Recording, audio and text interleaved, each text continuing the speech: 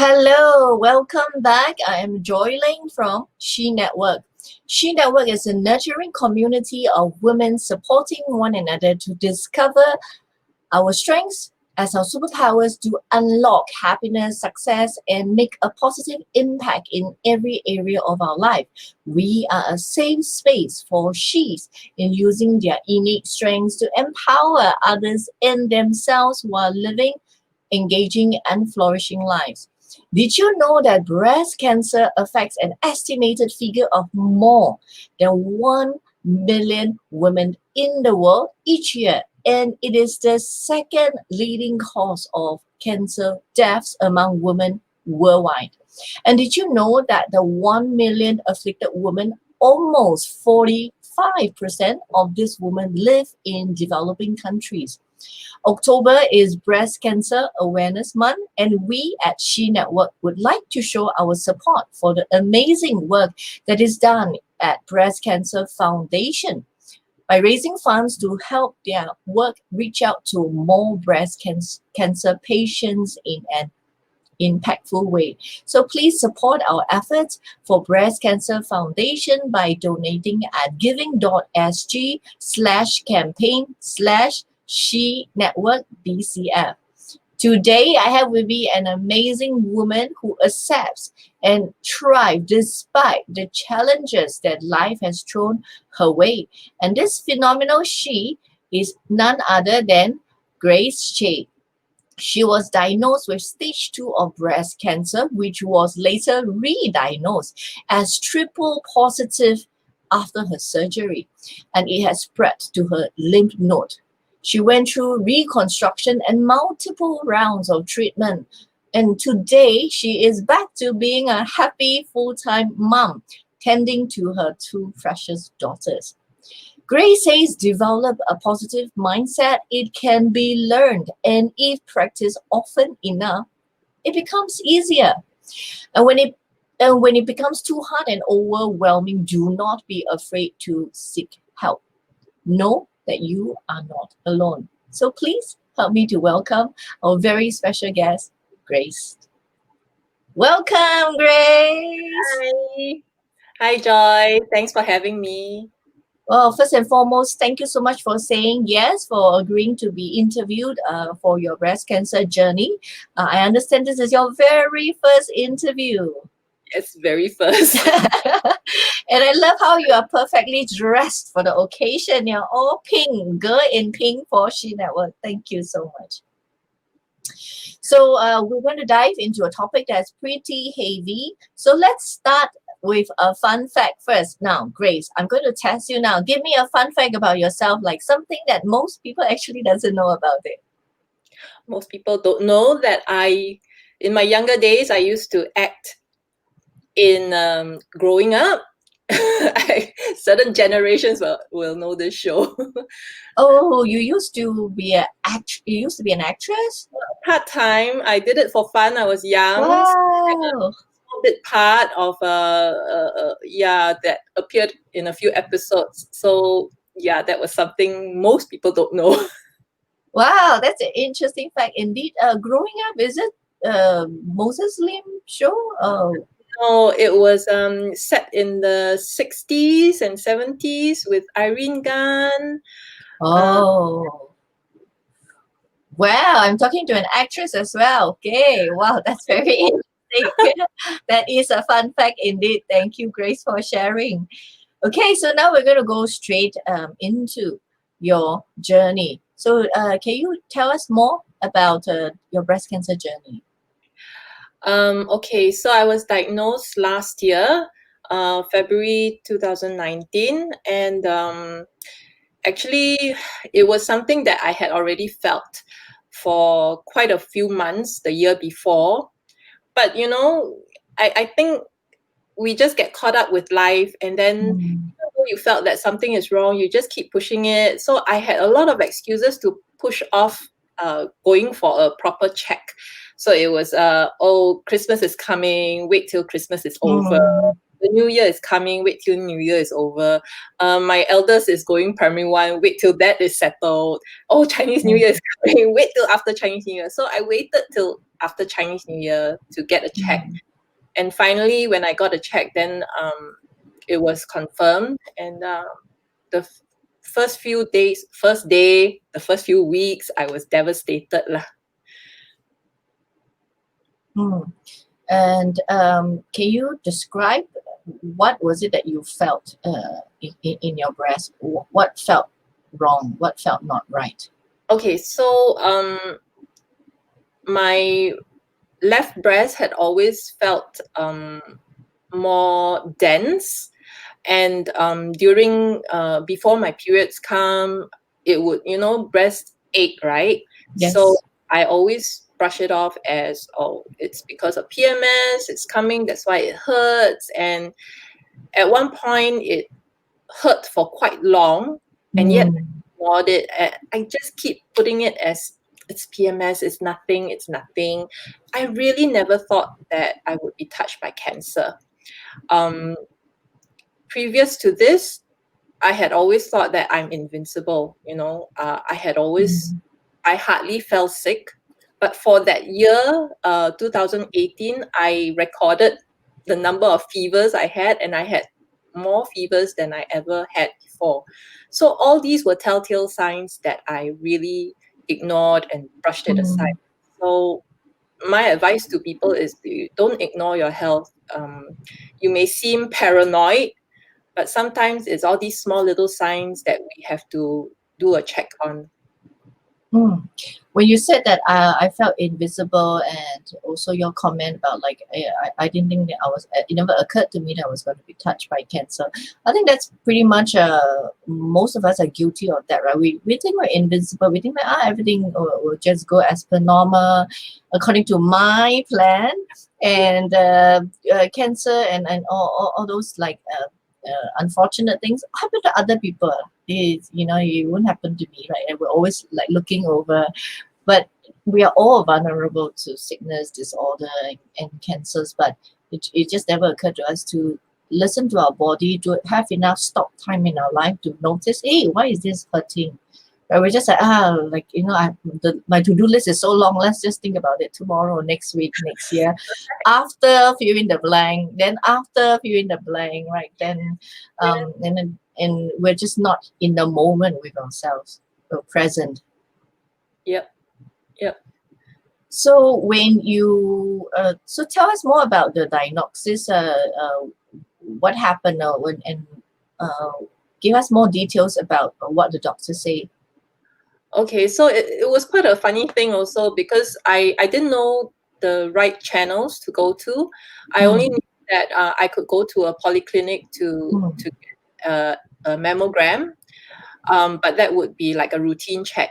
So actually, it stated that if you have a, a palpable lump, that means a lump that is obvious, um, that shouldn't be the way. But because I didn't know how, right? I just mm, made an appointment, went there, and the lady who was doing the mammogram, she did one side, and then when she did the other side, she refused to do it because I guess they have a certain protocol to, mm, and she said, oh, I have to cancel your mammogram, and then this is what you have to do. So I looked for I saw the GP at the polyclinic, and then the GP would refer me to the hospital's breast clinic. You can choose which hospital you want to go to. And then that's where it all happened very quickly already. When I went to the hospital, within the day, I got checked, ultrasound and all that, and it was confirmed that I had about a 5 cm mass, a tumor in my left breast, and it had actually spread to the lymph node. And then we did the biopsy, and then it was a ER, which is estrogen, and HER2 positive, because basically there's 3 receptors and I'm 2 positive of it. HER2 is more aggressive kind of a cancer. So when I heard about it and the doctor explained to me, I was very worried. But yeah, the first night it was difficult because I went home, I couldn't sleep, I was crying my eyes out, all these. And having two young children, I guess it just keeps flashing to me. What will they do without me Mm. around? It was difficult. The first night especially, and then subsequently the first few weeks was also difficult. Yeah. Mm. Yeah, that must be very challenging because in one single moment, your whole life has changed. And in that moment, it has not changed for the better, right? Everything seems to be going downhill and downhill fast, right? They're like, oh my gosh. Yeah, and it's something that we never prepare ourselves for. You get cancer and you know that you got to go through chemo.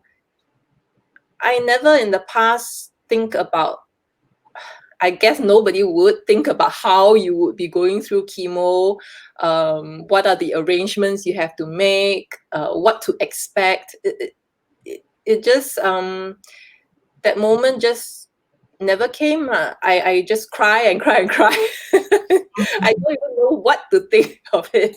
I Yeah. just felt that am I going to die? Yeah, the disaster might comes in and then you're overwhelmed and you're also at a loss what to do. And you're like, where do I even begin? Yeah, it was difficult. Yeah, but I have to say that once once I had confirmed going for chemo, when my chemo would start, my mindset sort of changed, and it was in a fighter mode. Nice, nice. So I know that chemo was not easy for you either. You had many reactions to it. Can you share with us about the challenges for you when it came Yeah. to chemo? So usually when I tell people about the reactions I had, I want to warn them first that it's rare. Not everyone goes through this. I don't want to scare anyone who's going to start chemo. But for me, I was allergic to the chemo Taxols. So all the Taxols I was allergic to. So what happens is on the very first dose of my chemo, 15 minutes into the infusion of the medicine, I had a reaction. So the reaction was that my airways closed up. I felt choking and I couldn't breathe basically. And I just felt that I was gonna die.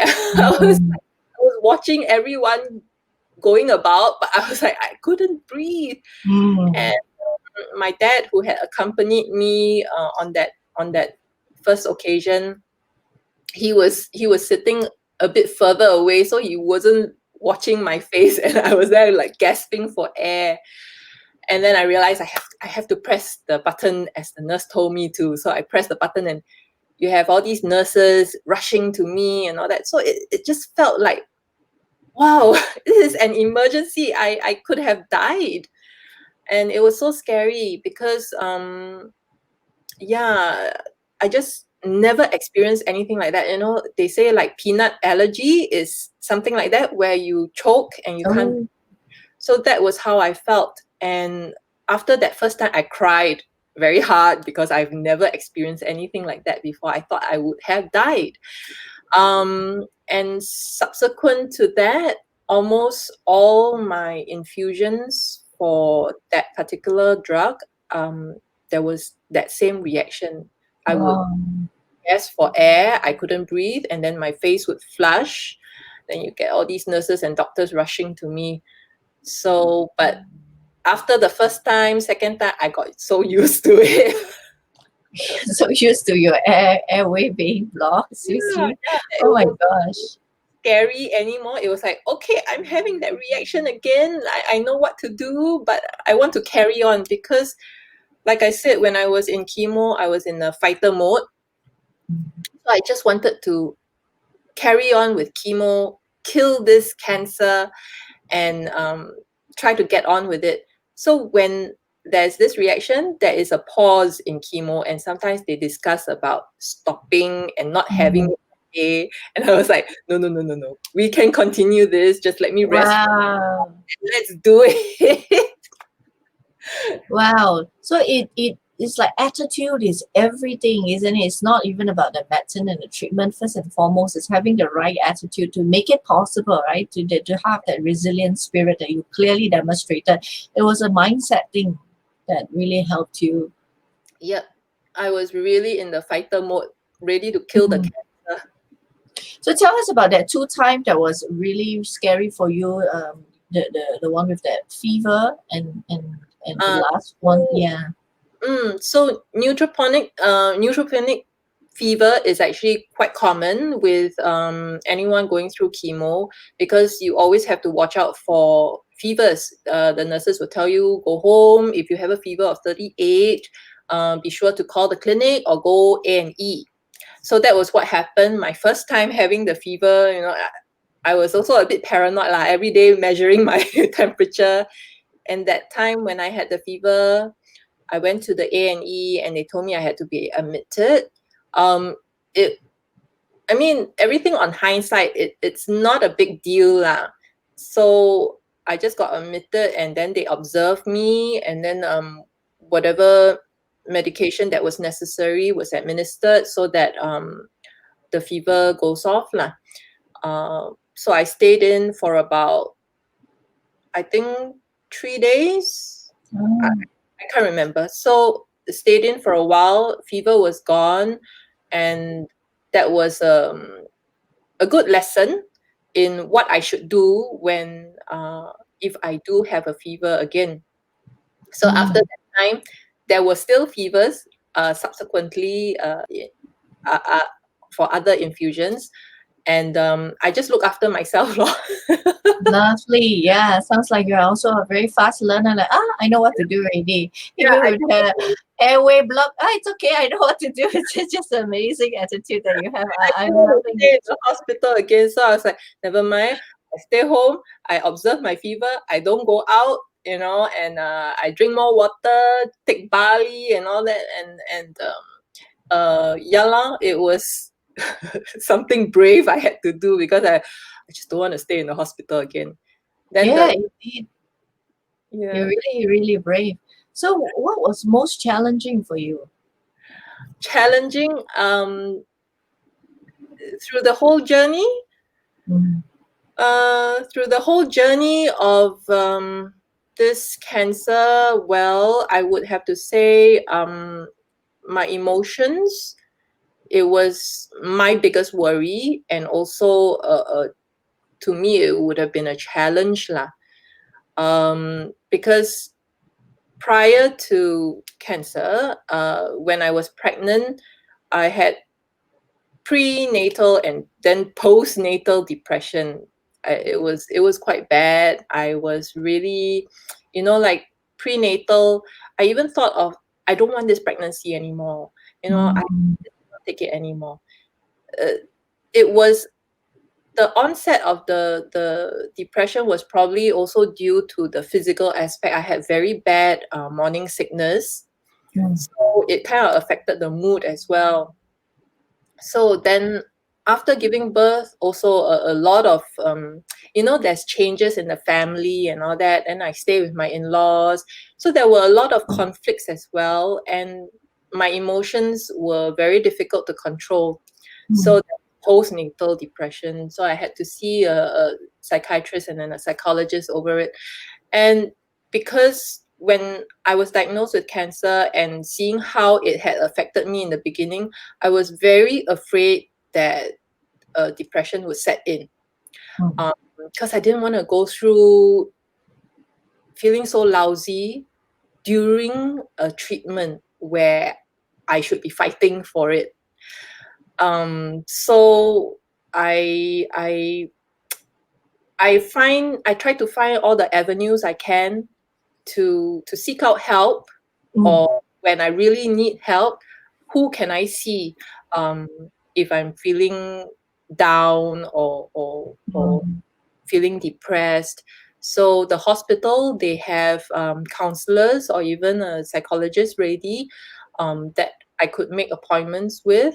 So someone professional would be good, because they are trained. When Mm. they are listening to you, they are trained how they can help you. It may not be very direct help, but at least I felt a release when I open up to someone trained and pour out all my problems, emotions, issues. I pour it out to her, and then I felt better, lor. Even though she didn't so-called render direct help to me, but just her being trained to listen and receive what I was telling her, I already felt better. The other avenue was to seek out like-minded people, people who were going through, who went through or going through breast cancer and chemo, because all these people would best understand what I was going to go through or going through, and it really helped a lot. Yeah, I would say having friends. We had chemo buddies because we were going through chemo at the same time, so we could like exchange notes. Like, do you feel this way? Yeah, I felt that way too. You know, oh, it's so horrible. Then we can complain about it, and then oh, I saw my oncologist and she said to do this, this, this. You know, we share notes, and it felt good and very empowering to have a group of ladies who can truly understand the feelings that we're going through, because not everyone will understand lah. So Indeed. Like self-compassion consists an element of common humanity. When you realize that, oh, I'm not alone in this journey, there's many other people in the same boat as me, then suddenly you don't feel so isolated. And not feeling isolated is powerful, because that's when you feel more hopeful, optimistic. You don't feel like, I'm alone. So I'm really glad that you had like-minded buddies. And I also know that you did something that was very powerful. You allowed your emotions when they occur, even when they were stressful ones. You did not suppress your emotions, and you even when your kids tell us about your kids, how sometimes they actually affect your emotions during that period. So with my kids, because they are quite young, last year, so they were 4 and 7. One was in primary school, primary 1. So I still had to manage them. I had a bit of help, but I still had to manage them whenever I'm at home lah. So because I'm a stay-at-home mom, right?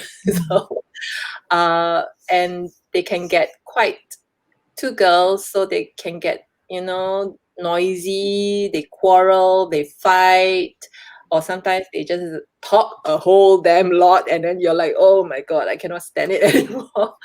I'm guilty. When I'm young, me and my sister can't stop talking. My grandma is like flew into a rage. Like, why so many things to talk about 24/7? Still not done with talking. What you're talking about? Yeah, two girls Guilty. together, always like that, huh? So yeah, I there were times that I flew into a rage because also because chemo chemically rearranges our body chemically. So I was very susceptible to strong emotions, and I couldn't control it because chemically wrong already. So I couldn't control my emotions. So I flew into a lot of rages actually. And I mean, I was conscious and aware that I shouldn't, for the kids' sake, I shouldn't. But I also couldn't hold back a lot. So I had to explain to my kids what I'm going through, and I was truly apologetic to them for being this way. And actually, I mean, I was seeking my kids' forgiveness lah, that mommy is not normal or perfect, or find it difficult now. So hopefully things will improve later. But then yes, I couldn't hold back on sadness. I could cry, and then rage. Yeah, so it was hard to hold back, and I I didn't I allow myself to feel it lah. I mean, a little bit guilty, but I also understand that it's just part of it, and I will get better lah. Mm. I think releasing your emotions is important, not suppressing it. Suppressing it, that's when it gets stuck in the body, and that's the last thing you need. And crying has been known to be very therapeutic, very healing as well. So I'm glad that you cry where you needed. That was a good immediate therapy that you can apply it for yourself.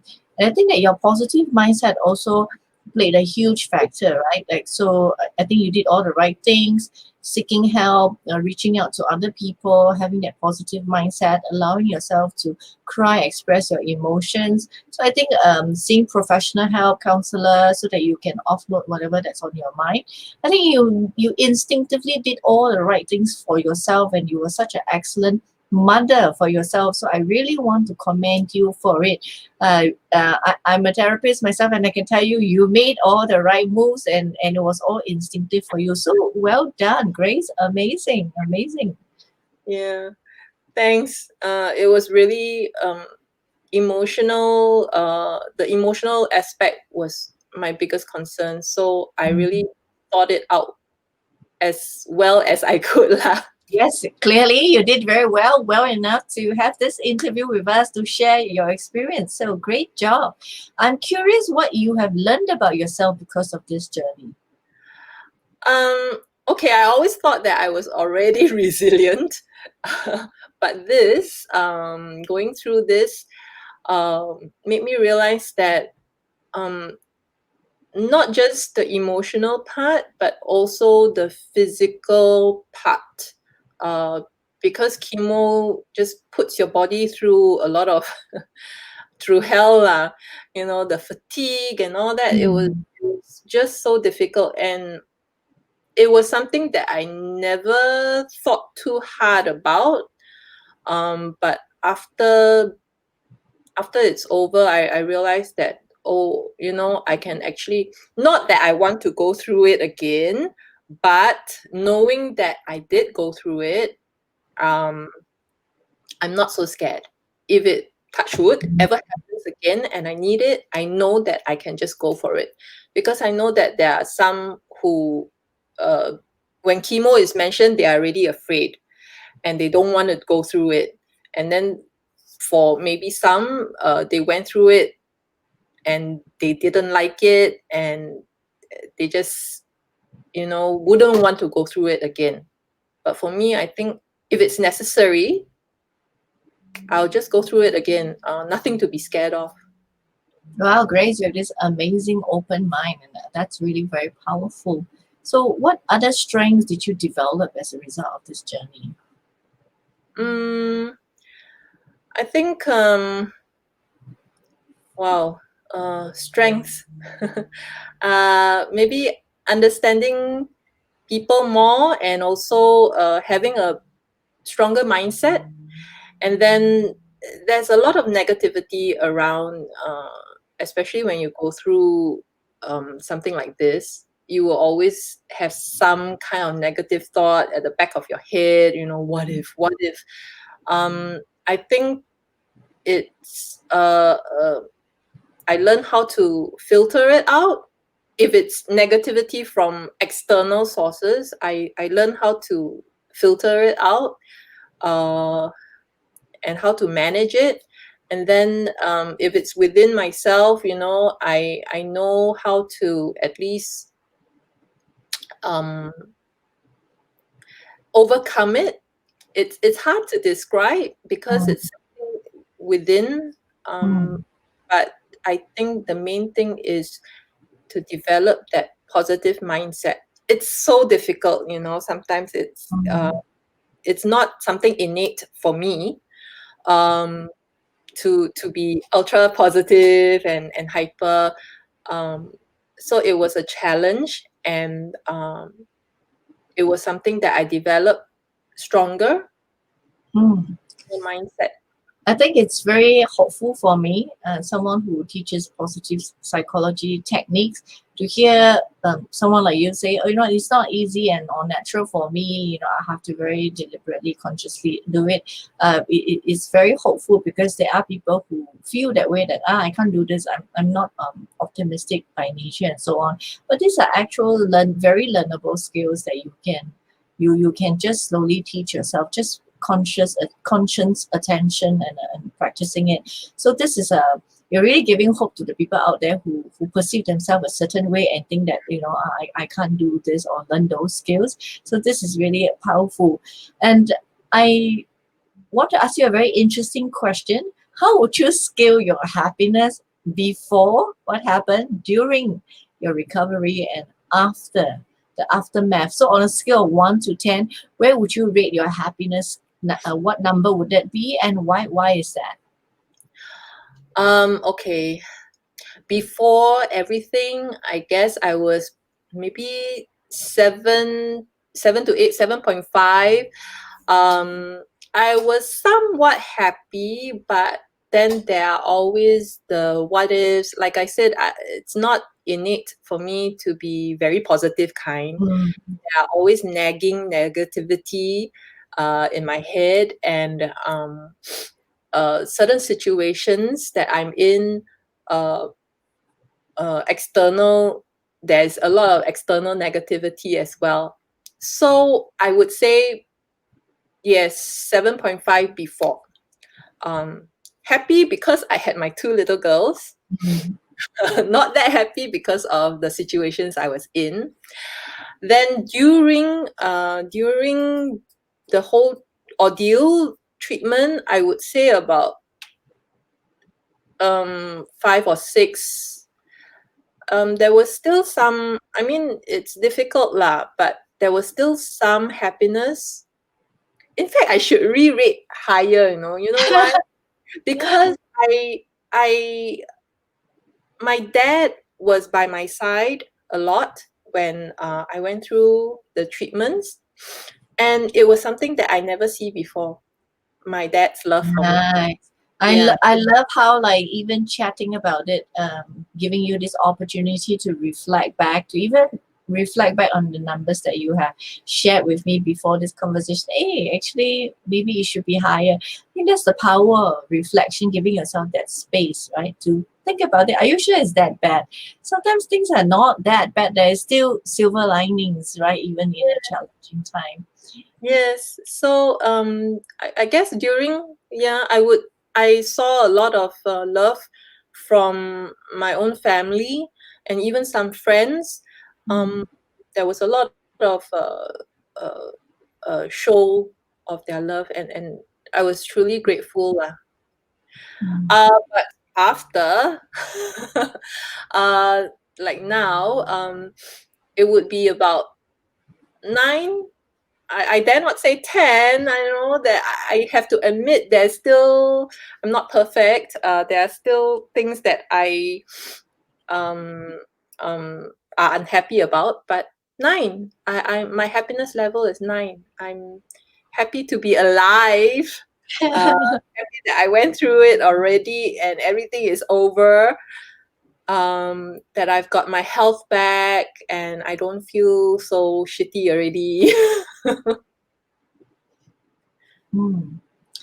It's interesting to note everybody's skill for after is always higher than even the before. I mean, it's higher than the during, which is understandable, but it's always higher than the before. So it's like people are actually happier after their breast cancer journey. So that is very fascinating, but I'm not surprised because I've seen the same traits in all the other resilience people that I've interviewed in my tough conversation on Resilient Wednesday. Everyone is way happier where they are because of the ordeal that they have experienced, regardless of where they come from, what kind of ordeal they experience. It's always the same outcome. Happier now than before the crisis. So pretty amazing. So what because of this journey, what has become a gift for you? What has been what has empowered you as a result of what you have experienced? Oh, what has empowered me? Um, I guess knowing that I'm not alone in this journey, and also that my body is able to overcome all these physical aspects of treatment. Um, and it was something that I told my kids before I started treatment. And I know that chemo was going to be very hard on me. So I told them that I am going to be like a caterpillar and I'm going to be changing into a cocoon. During chemo, I'll be, not quite there, and maybe very ugly. But mommy will change. Yeah, and mommy will change into a butterfly at the end of it. So don't worry. And then hopefully that will make them be brave, going through, seeing me go through it. And then the most empowering is probably that I beat cancer.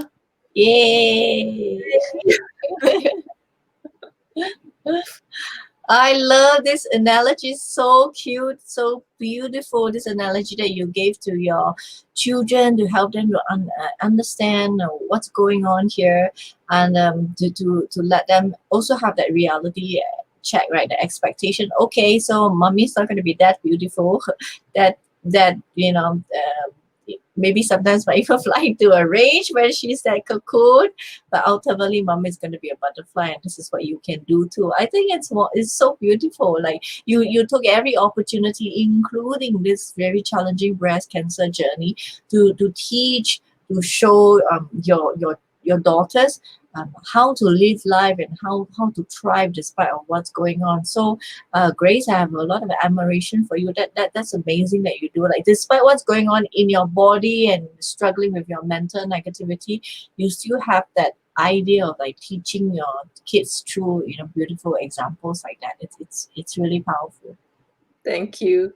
That's just a part of motherhood. We have to constantly teach. It's not like I could go away for chemo and disappear from their lives for a while. I have to be constantly around them. So I had to teach them how to go through this with me. Mm. Mm. So, what is your advice for she's on being a strong and happy woman? Um,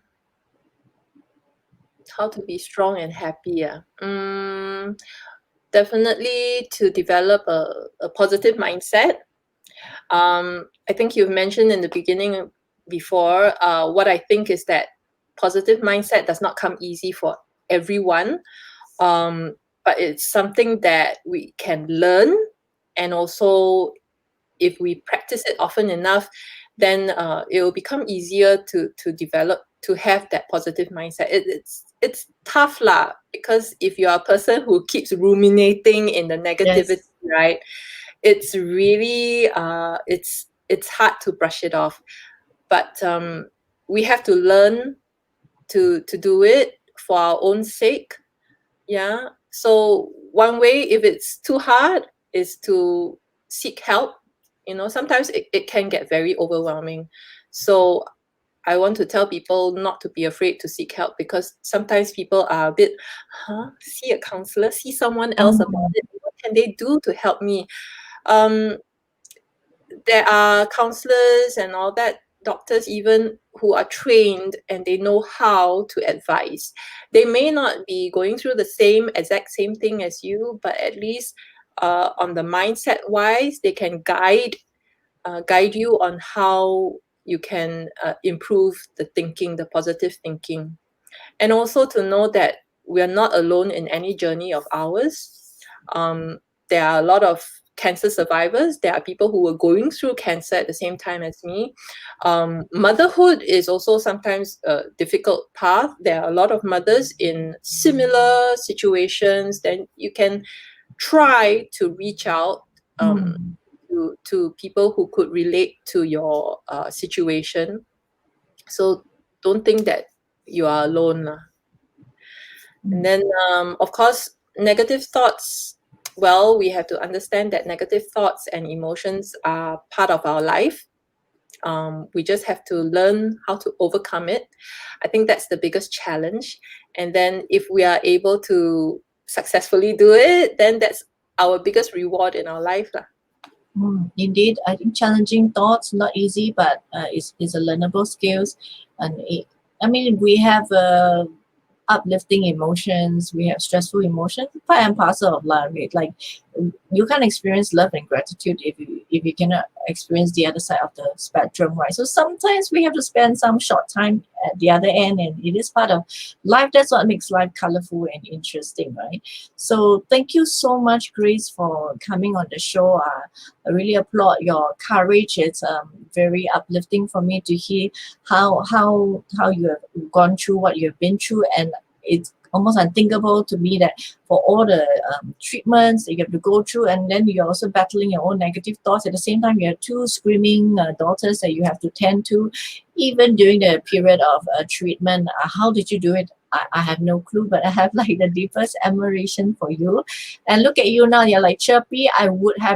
I would not have a clue that you are not naturally bubbly and optimistic, because you come across that way to me, but it's something that you've trained yourself to do. That is so hopeful for me to, as a positive psychology trainer, to continue moving forward, because you're such a beautiful specimen of, let's see, it's possible. She learned it. It's not natural, but now it's a part of who she is. So thank you so much. It has been really wonderful chatting with you. So when it comes to self-love, do you have any advice for our audience?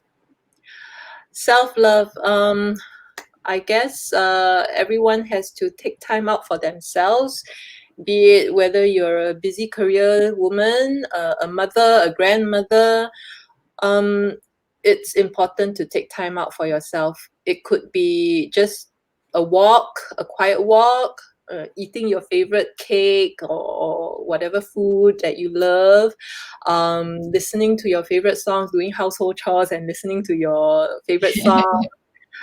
Exercise is very important. Hopefully everyone will be able to find some way of exercise that's a good way of loving yourself, or any hobby, sewing, crocheting, any hobby that you love. All these are ways you can do self-love. Thank you for sharing. So Grace, would you like to share with our audience how they can contribute to the Breast Cancer Foundation? Oh yes, you can support us in the support of Breast Cancer Foundation by donating to Giving SG, campaigns at She Networks BCF. That would help a lot of us in this journey. Thank you, Grace. Okay, so now we're going to end our show with the Wonder Woman pose. Well done, Grace. That's awesome. Okay, thank you everyone for watching. I hope you have been inspired by Grace and her journey. And remember, donate giving.sg/ campaign/She Network BCF. Thank you so much for watching, everyone. Be safe, be strong, and let's be together. Okay, take care. Bye. Thank you. Bye.